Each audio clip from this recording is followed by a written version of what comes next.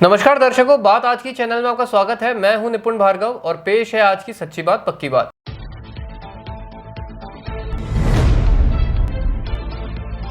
शहर जिला कांग्रेस कमेटी ने मनाई पंडित जवाहरलाल नेहरू की जयंती। डेयरी अध्यक्ष रामचंद्र चौधरी सहित बहुत से नेताओं ने नेहरू की प्रतिमा पर किया माल्यार्पण।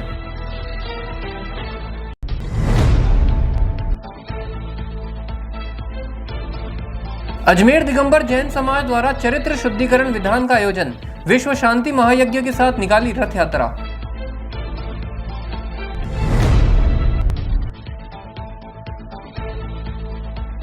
नकली नोट के मामले में एक और आरोपी पुलिस ने किया गिरफ्तार। पाली जिले के अपहरण मामले में पहले से चल रहा था फरार।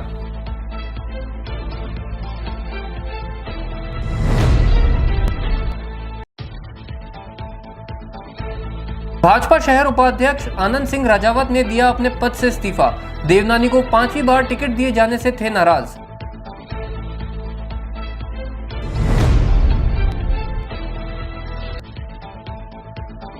पुलिस की सख्ती ने दिखाया रंग। 14 सटोरिये आए गिरफ्त में।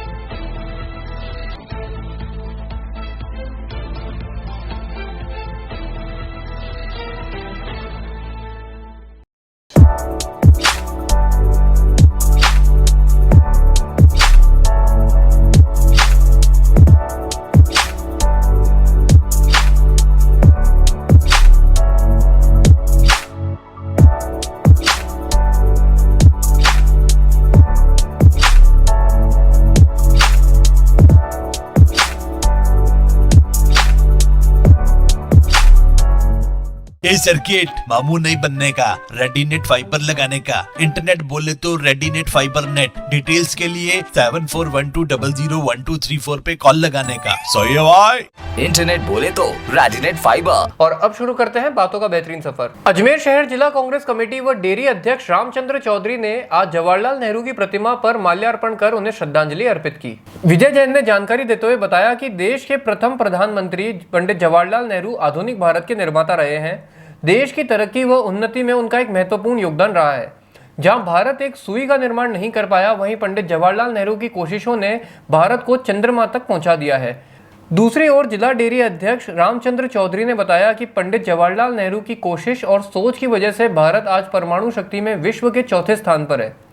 वहीं भाजपा पर निशाना साधते हुए कहा कि उन लोगों द्वारा देश को बेचने का काम किया जा रहा है। अगर बीजेपी की सरकार दोबारा आती है तो यहाँ तानाशाह शासन लागू हो जाएगा।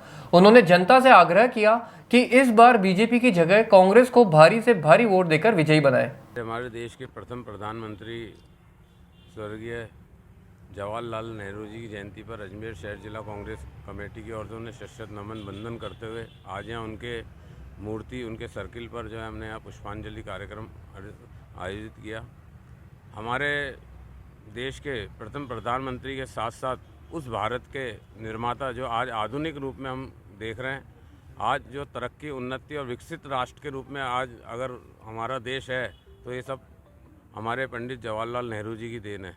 उनकी देन है। उनकी सोच थी कि जब उन्होंने देश आज़ाद हुआ, उस आज़ादी में उन्होंने उस वक्त ये जो कहा कि जहाँ पूरा विश्व सो रहा होगा, वहाँ हमारा देश एक नए विकसित राष्ट्र को और हमारे देश में एक नया सवेरा होके उभरेगा। और वो वास्तव में जहाँ भारत में सुई नहीं बनती थी, वहाँ आज हमारे देश के अंदर कहाँ तक हम चंद्रमा तक जा रहे हैं। कौन कौन से हमारे देश के अंदर उपक्रम नहीं बन रहे हैं, कौन कौन सी हमारी देश के अंदर चीज़ नहीं बन रही है। आज जिस चीज़ को हम देखें, आज चाहे हम शिक्षा क्षेत्र में लें, IIT लें, चाहे एम्स लें, स्वास्थ्य क्षेत्र में, ये सब नेहरू जी की देन थी। इसरो लें, आज हम साइंस के उसमें तो नेहरू जी की देन थी। आज हम इस्पात के कारखाने लें तो आज हम नेहरू जी की देन थी। आज बड़े बड़े हम बांध और जिस तरह से जो हमारे देश के अंदर कृषि प्रधान देश हुआ, जहाँ हमारे देश के अंदर खाने के लिए अन्न नहीं था, उस देश में आज इतना विकसित अगर हुआ है तो ये सब नेहरू जी की सोच और उनकी देन थी। हम नेहरू जी को शत नमन करते हुए उनके बताए हुए मार्ग पर चलने का संकल्प लेते हैं। आधुनिक भारत के निर्माता आदरणीय स्वर्गीय नेहरू जी का जन्म दिवस है। नेहरू जी ने इस भारत को आधुनिक भारत बनाने में जो है उनका बहुत योगदान रहा। देश की आज़ादी के लिए भी वो 13 साल जेल में रहे। एक ऐतिहासिक घटना है कि 13 साल रहे और जेल में रहते हुए डिस्कवरी ऑफ इंडिया नाम की किताब जो पूरे दुनिया मानती है, उसको इतनी शानदार किताब लिखी है। नेहरू जी ने सबसे बड़ा काम जो गांव गरीब और किसान के लिए किया कि देश की नदियों को बांधने का काम किया।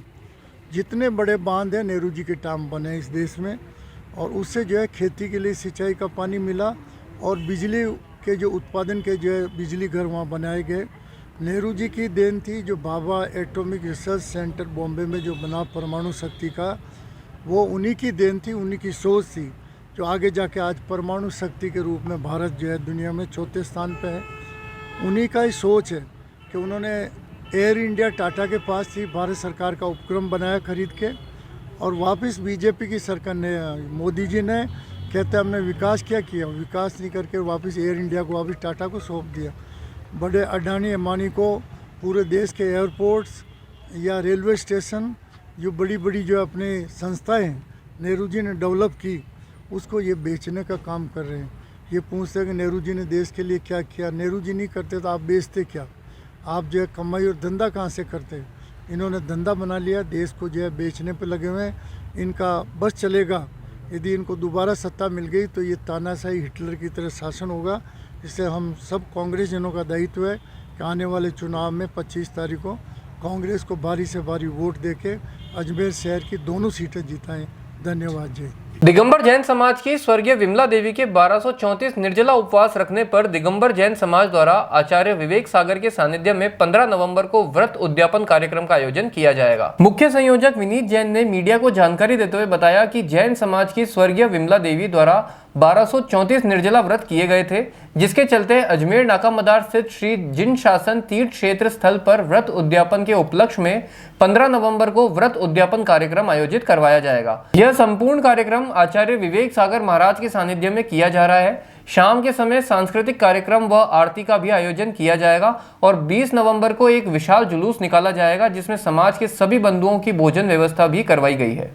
अभी हमारे समाज की श्रीमती विमला देवी जी, धर्मपत्नी स्वर्गीय श्री हरीशचंद्र जी कोहेले, उन्होंने 1234 निर्जला उपवास किए अपने पूरे संपूर्ण जीवन में, जिसके व्रतोद्यापन के उपलक्ष्य में ये बृहद विधान का आयोजन यहाँ पर 15 तारीख से 20 तारीख तक किया जा रहा है जिन शासन तीर्थ क्षेत्र नाका मदार अजमेर में।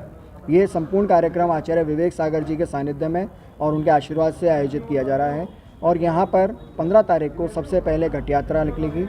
घट यात्रा के बाद डेली यहाँ विधान पूजन होगा, महाराज जी के प्रवचन होंगे, शाम को सांस्कृतिक कार्यक्रम और आरती रहेगी, और 20 तारीख को एक वृहद जुलूस यहाँ से निकलेगा और जुलूस के पश्चात सभी समाज बंधुओं के वात्सल्य भोज की व्यवस्था यहाँ रहेगी। जुलूस यहाँ से जिन शासन क्षेत्र से निकलकर यहाँ से शॉपिंग कॉम्प्लेक्स गांधीनगर और कॉलोनियों में होते हुए वापस चुंगी से होते हुए यहाँ मंदिर पर आकर समाप्त होगा। उदय चंद जी शास्त्री कोटा वाले हैं, वो इसमें सम्मिलित रहेंगे और सारी क्रियाओं को संपन्न वही कराएंगे। अजमेर की कोतवाली थाना पुलिस ने नकली नोटों की खरीद फरोख्त में शामिल एक युवक को गिरफ्तार कर लिया है। आपको बता दें कि आरोपी पाली जिले के अपहरण मामले में पहले से फरार चल रहा था। कोतवाली थाना प्रभारी वीरेंद्र सिंह ने बताया कि अलवर गेट थाना क्षेत्र में आरोपी विजय सासी, रविंद्र सिंह व वर्षा के कब्जे से कुल 17,000 रुपए के 500 के नकली नोट और एक देशी पिस्टल जब्त की गई थी।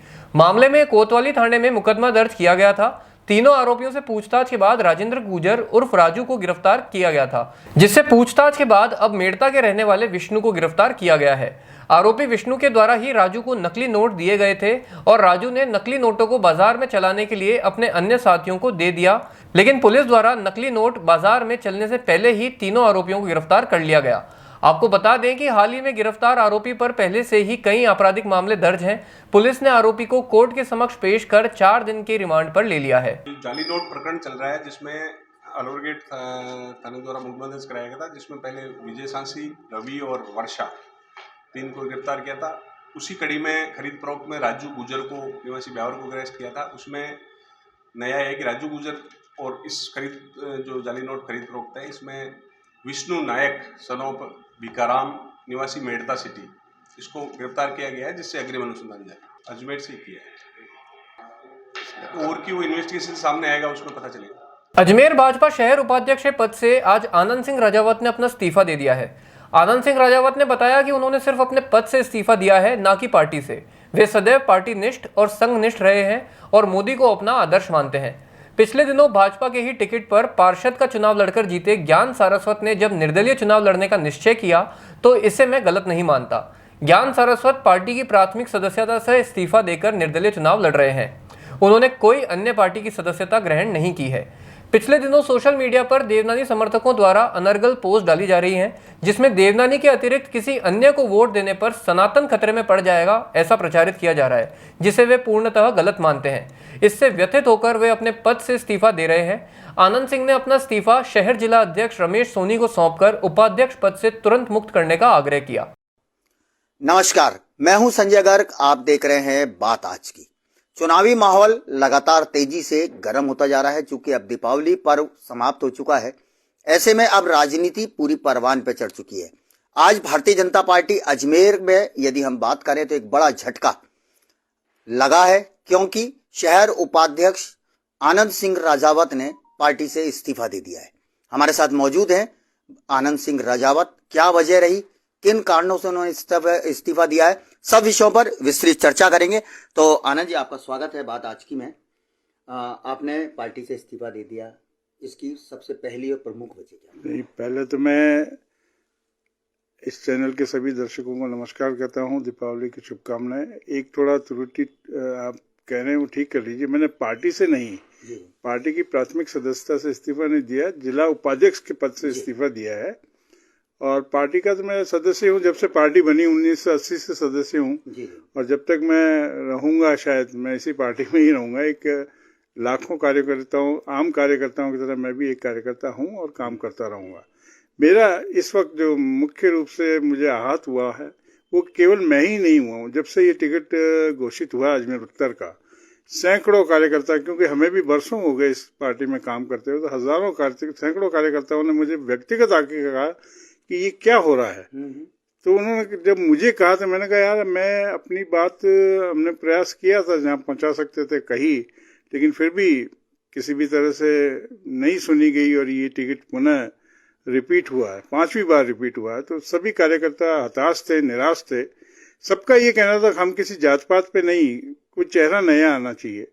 उसी का मैं भी इस पक्ष में था। तो जब हमारी बात नहीं सुनी गई, नहीं मानी गई, तो चूंकि 9 तारीख इसकी नामांकन उठाने की आखिरी तारीख थी, उसके बाद में 10 तारीख को मैं बहुत व्यथित हो गए। ज्ञान जी को भी आशीर्वाद देने भी गया, एक तरह से कही ये मानसिक समर्थन भी दिया। और 2 दिन ये त्योहार की वजह से मैंने इस्तीफा नहीं दिया था।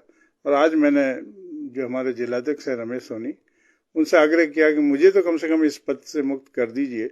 मैं इसमें भागीदार नहीं होना चाहता। मैं ये संभव नहीं है कि मैं अब देवनानी जी के लिए प्रचार करूं, तो इसलिए मैं पद पे रहकर ऐसा कुछ नहीं करना चाहता हूं, पार्टी को ऐसा कोई संदेश नहीं देना चाहता हूं।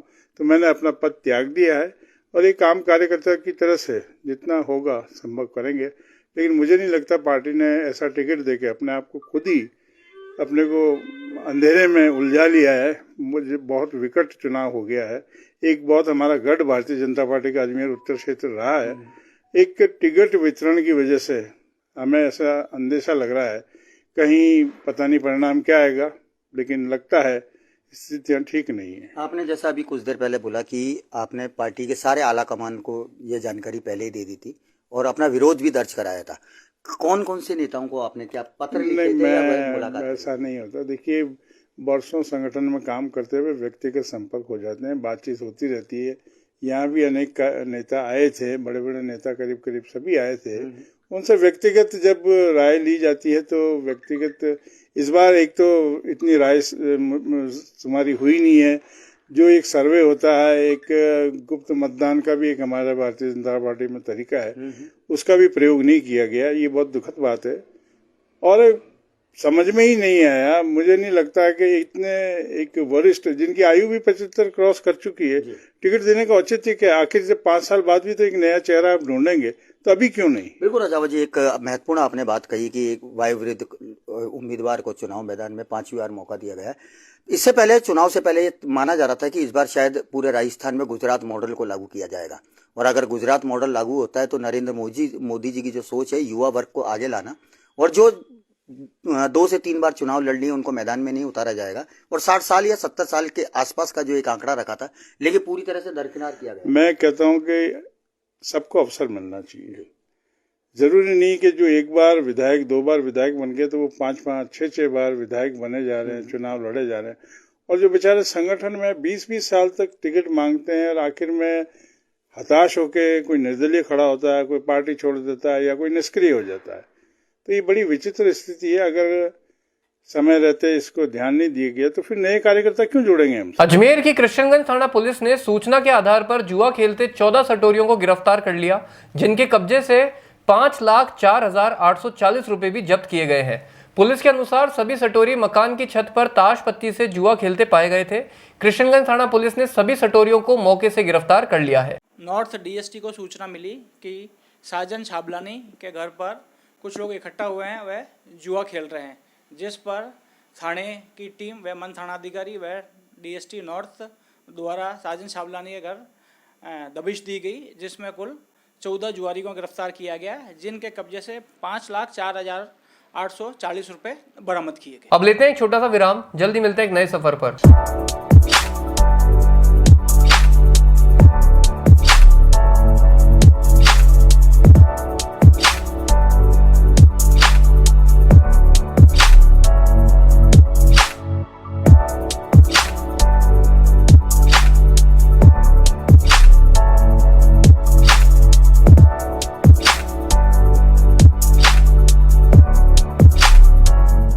ये सर्किट मामू नहीं बनने का, रेडीनेट फाइबर लगाने का। इंटरनेट बोले तो रेडीनेट फाइबर नेट। डिटेल्स के लिए 7412001234 पे कॉल लगाने का। सो ये भाई इंटरनेट बोले तो रेडिनेट फाइबर।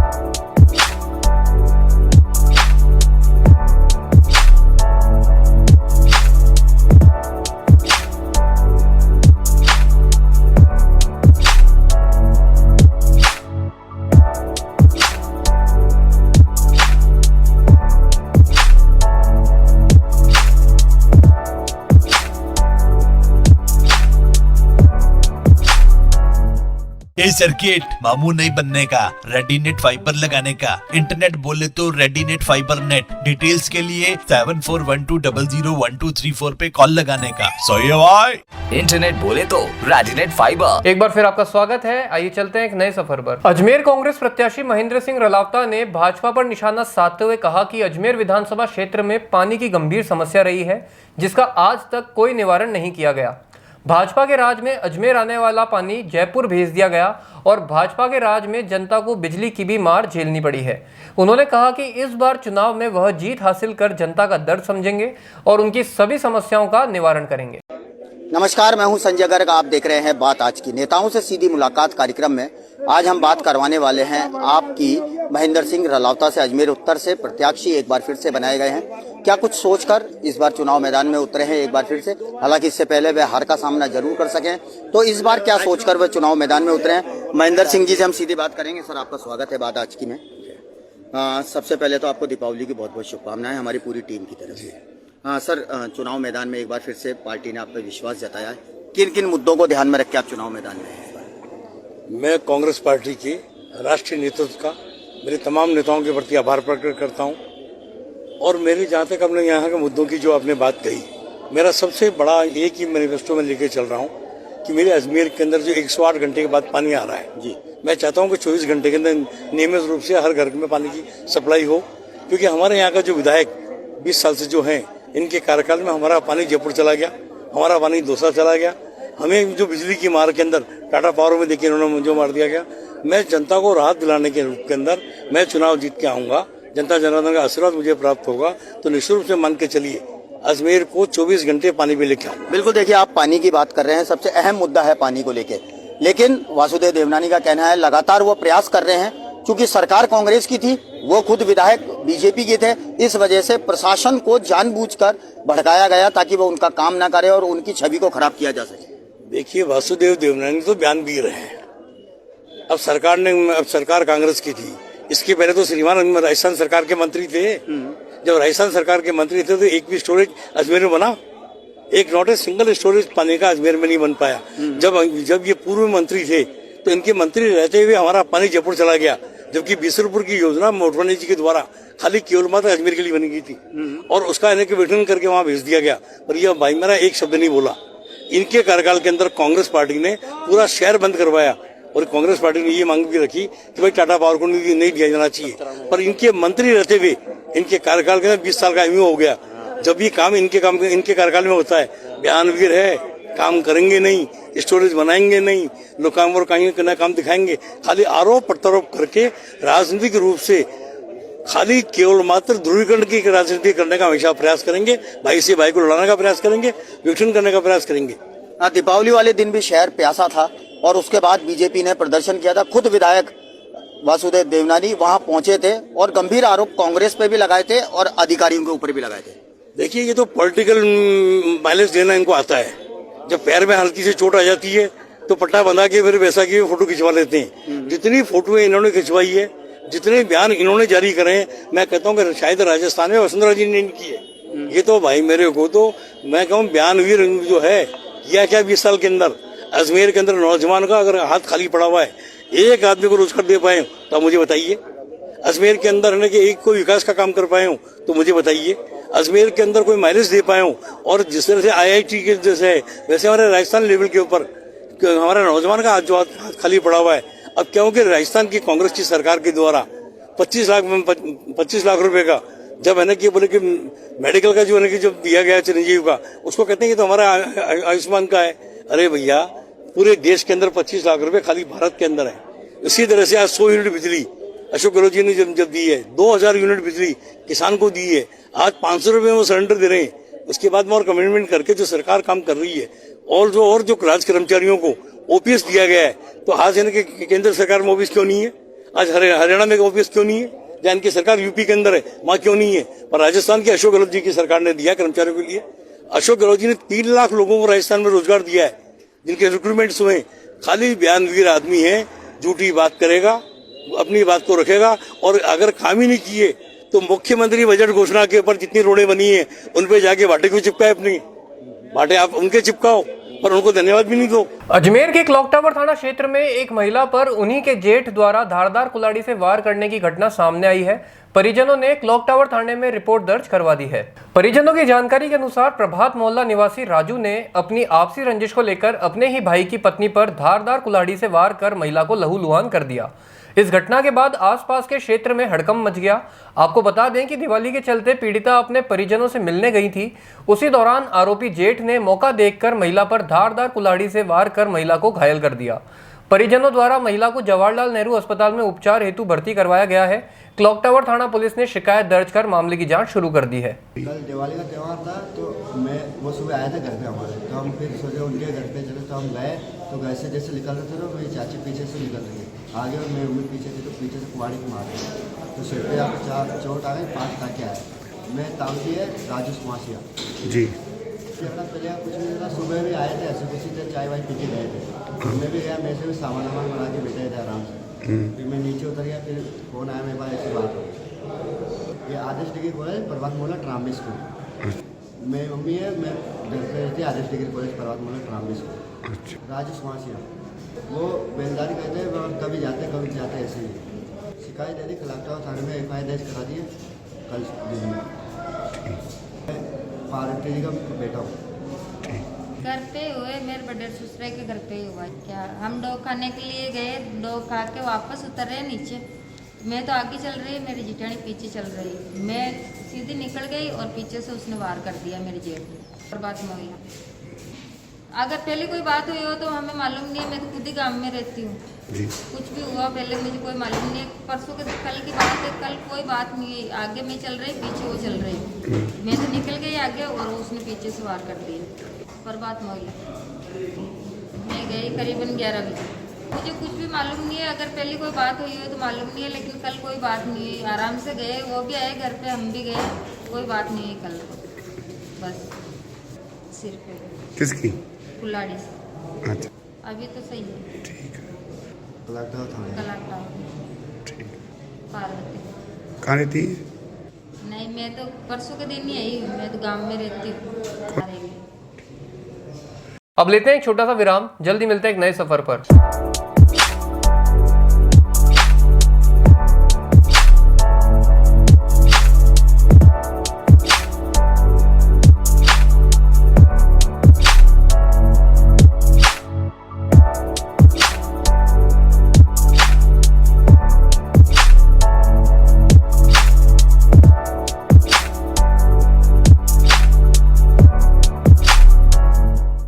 सर्किट मामू नहीं बनने का, रेडीनेट फाइबर लगाने का, इंटरनेट बोले तो रेडीनेट फाइबर नेट। डिटेल्स के लिए 7412001234 पे कॉल लगाने का। सो ये भाई इंटरनेट बोले तो रेडिनेट फाइबर।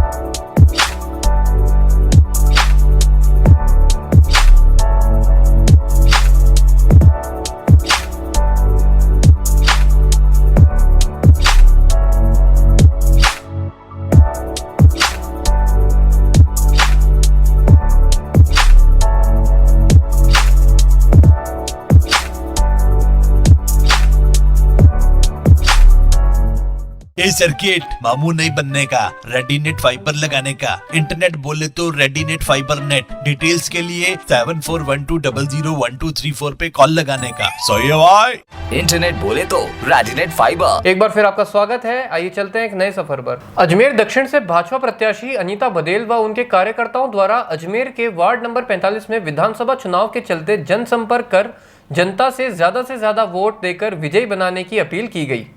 भाजपा प्रत्याशी अनीता बदेल ने मीडिया से बातचीत कर बताया कि आगामी विधानसभा चुनाव को लेकर आज वार्ड 45 के बिहारीगंज व आसपास के सभी क्षेत्रों का दौरा किया गया।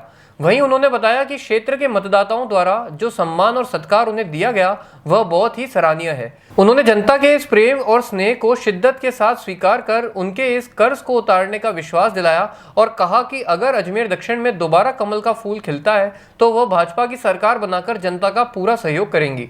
आपको बता दें कि जनसंपर्क के दौरान भाजपा प्रत्याशी अनीता बदेल को क्षेत्रवासियों द्वारा फल फ्रूट से तोला गया व कमल का फूल खिलाने का आश्वासन दिया गया।